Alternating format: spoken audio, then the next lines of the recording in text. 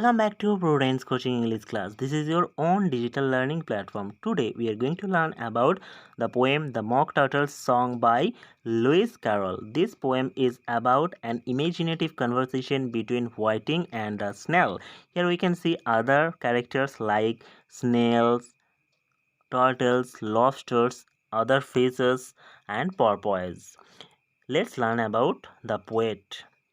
Charles Lutwidge Dodgson, better known by his pen name Lewis Carroll, was an English writer of children's fiction, notably Alice's Adventures in Wonderland and its sequel Through the Looking Glass. He was noted for his facility with wordplay, logic, and fantasy. So let's start the poem. We'll read line by lines and explain it so that you can understand it better. We'll provide you the animations which will help you to understand the chapter better. So let's start it.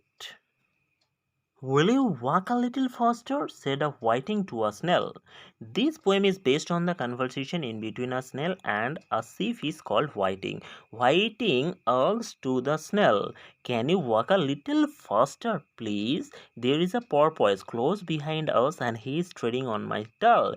You can see porpoise is very near to us and he is playing with my tail as well. See how eagerly the lobsters and the turtles all advance. Just see, the lobsters and the turtles are so much interested and they have left us behind too. They are waiting on the single. Single means small pebbles beside the seashore. So these creatures like turtles, lobsters, they are now waiting on the singles. Will you come and join the dance? Will you be able to join us or accompany us while we'll be dancing? Will you? Won't you? Will you? Won't you? Will you join the dance? So here the whiting request to the snail. Will you mind anything to join the dance with us? Will you? Won't you? Will you? Won't you?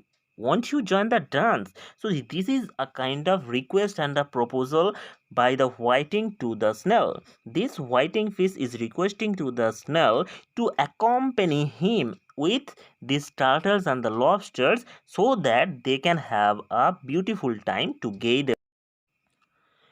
Next answer. You can really have no notion how delightful it will be. So here the whiting tells the snail, you don't have any sense or idea how much interesting it is going to be when they take us up and throw us with the lobsters out to sea. When they will throw us up in the air with other creatures like lobsters over the seas. But the snail replied, too far, and gave a look askance. So here the snail finally disapproves the whiting's speech. The snail says, obviously, they will throw us too far in the seas. But what is the use of it? He gives an attitude and says that it's very much suspicious. What is the use of it? Said he thanked the whiting kindly. After saying this, the snail kindly thanks the whiting fish, but he would not join the dance. But here the snail was not having any kinds of wish to join the dance with other creatures like the whiting, lobsters, turtles, and others. Would not, could not, would not, could not, would not join the dance. So he was in a doubting position, or he was in suspicion whether he was joining or not. That means he was not sure whether he will be joining or not. He was thinking that probably he did not have the ability to dance, or probably he did not have any wish to dance. So finally he said that would not, could not, would not, could not join the dance. So here the snail did not have proper belief in himself that he is able to join the dance. So finally, by saying would not and could not, he means that he was in suspicion. He was having some doubt that if he joins the dance, probably he will not be able to dance properly. As a result, he has given these incoherent answers to this whiting fish. Actually, in this poem, the poet talks about a special type of dance which is known as Lobster Quadrille. And as you know, students, a quadrille is a square dance, and it is one of the most difficult ballroom dances too. Now, we will move to the next stanza. So, let's start it.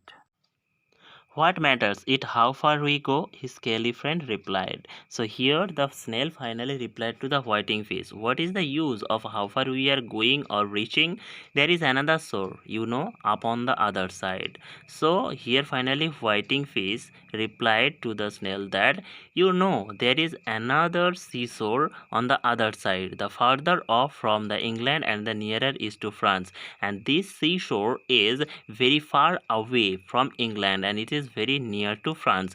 Then turn not pale, don't get disheartened, beloved snail, but come and join the dance. Oh dear snail, come and accompany us in this dancing with us. Will you? Won't you? Will you? Won't you? Won't you join the dance? So, do you want to join the dance with us? Or you don't have any wish to accompany us in dancing? Will you? Won't you? Will you? Won't you? Won't you join the dance? So here the whiting fish was in suspicion too, that whether the snail is going to the dance or going to join the dance, or he is not having any kinds of wish in performing the dance. So here the poem finally ends with this incoherent questions and answers, and the suspicions continues that whether the snail is going to join the dance or not. So this poem is written by Lewis Carroll, and here there is an imaginative conversation between this snail and this whiting fish. I hope that you have understood the poem very well. If you are having any kinds of doubt, just do comment, like, share and subscribe. Goodbye students, have a nice day. Thanks for watching. Goodbye.